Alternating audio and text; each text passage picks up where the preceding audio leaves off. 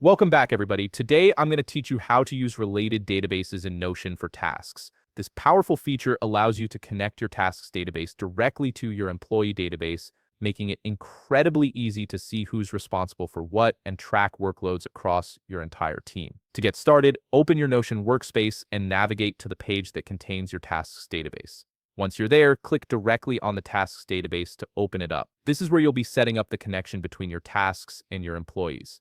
Now you'll want to add a new property to this database. Look for the plus icon or the option to add a property typically found at the top of your database columns.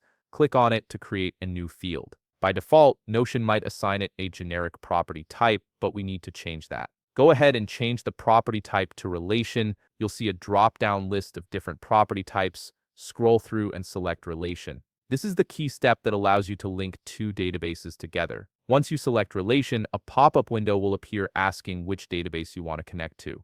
In that pop-up, choose your employee database. This tells Notion that you want to relate your tasks to specific employees in that database. Once you've selected it, you'll notice an option to enable two-way relation. I highly recommend toggling this on. What this does is create a reciprocal connection, meaning when you assign a task to an employee, that task will automatically appear in the employee's database as well. It makes navigation and tracking much smoother. After you've configured these settings, return to your tasks database. You'll now see that the employee column has been transformed into a relation field. This means you can click on any cell under the employee column and select which employee is responsible for that specific task. Alternatively, you can go to your employee database and assign tasks from there, and it works both ways thanks to that two-way relation you enabled. Click on any cell under employee for a task to test it out. You'll see a list of all your employees pop up, and you can select the one who should be assigned to that task. The connection is instant, and you'll immediately see the relationship reflected in both databases.